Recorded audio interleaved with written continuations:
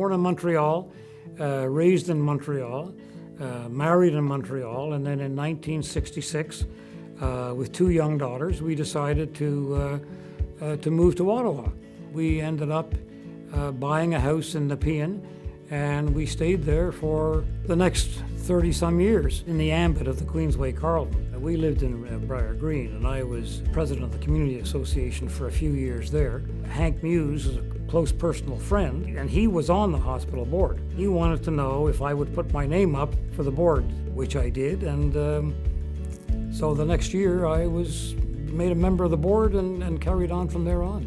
Gordon one day was out in Vancouver, I believe, on business, and I was on the board at the time, and we were wondering where we could get some new board members, and so I called him and I said, hey, it's time you became a community guy and joined the hospital, which he did, and the rest is history. He did a first-rate job. I spent 9 years on the hospital board. We spent a lot of time to try to improve services and see how we could share responsibilities. Gordon May was a wonderful board chair, a wonderful foundation member, and I certainly learned a lot from him and enjoyed my time working with him both on the foundation and the hospital board. These were collective efforts. We had a very, very solid group of people on the board. I can't remember ever being part of a group that was so focused on doing the best they could individually and collectively for the hospital.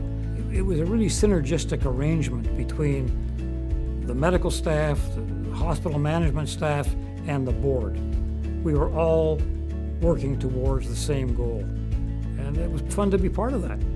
Gordon served on the hospital foundation board long before I arrived. I approached Gordon after I had been with the foundation for a few years and invited him to come back and participate as a cabinet member, so an individual who would help introduce us to people who could support the Care Grows West campaign.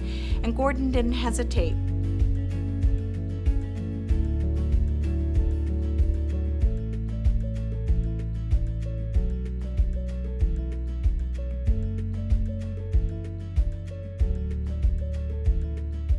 Lois and I have had the good fortune of retaining some relationship with the people on the foundation so that we have participated in and been part of fundraising for the amazing expansion of the Queensway Carleton. Lois was diagnosed with breast cancer 2 years ago. She was operated on, had a mastectomy at the Queensway, and then had her post-operative treatment, primarily at the Greenberg Center. And I think it made us feel that anything that we had done to contribute to the growth of the Queensway and the addition of the Greenberg Center had been paid back to us.